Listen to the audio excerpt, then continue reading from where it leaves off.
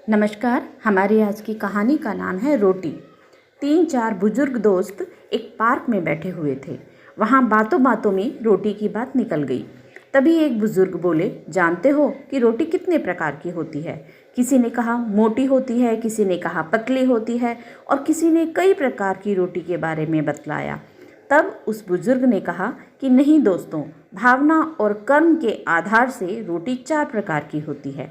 पहली सबसे स्वादिष्ट रोटी माँ की ममता और वात्सल्य से भरी हुई होती है, जिससे पेट तो भर जाता है पर मन कभी नहीं भरता। एक बुजुर्ग दोस्त ने कहा, बिल्कुल सच कहा मित्र, पर शादी के बाद माँ के हाथ की बनी रोटी कम ही मिलती है।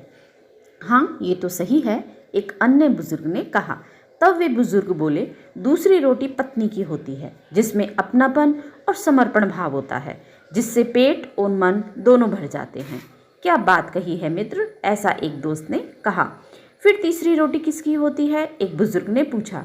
उन बुजुर्ग ने कहा, तीसरी रोटी बहू की होती है, जिसमें सिर्फ कर्तव्य का भाव होता है, जो कुछ कुछ स्वाद भी देती है और पेट भी भर जाता है और वृद्धाश्रम की परेशानियों से भी बचा देती है। थोड़ी देर तक वहाँ चुप्पी छाई रही। फिर उस बुजुर्ग ने कहा, चौथी रोटी नौकरानी की होती है, जिससे ना तो इंसान का पेट भरता है और न ही मन तृप्त होता है, और स्वाद की तो कोई गारंटी ही नहीं होती। तो हमें क्या करना चाहिए? एक बुजुर्ग साथी ने उनसे पूछा।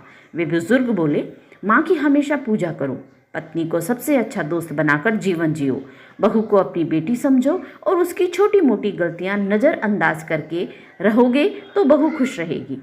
यदि हालात चौथी रोटी तक ले ही आते हैं तो ईश्वर का धन्यवाद करो कि उसने हमें जिंदा रखा हुआ है। अब स्वाद पर ध्यान मत दो, केवल जीने के लिए बहुत कम खाओ ताकि आराम से बुढ़ापा कट जाए। और सोचो कि वाकई हम कितने खुशकिस्मत हैं कि 4 प्रकार की रोटियों में से एक रोटी आपको नसीब हो रही है। तो ये थी हमारी आज की कहानी कैसी लगी कमेंट करके ज़रूर बताएं। फिर मिलेंगे, तब तक के लिए आपका दिन शुभ हो।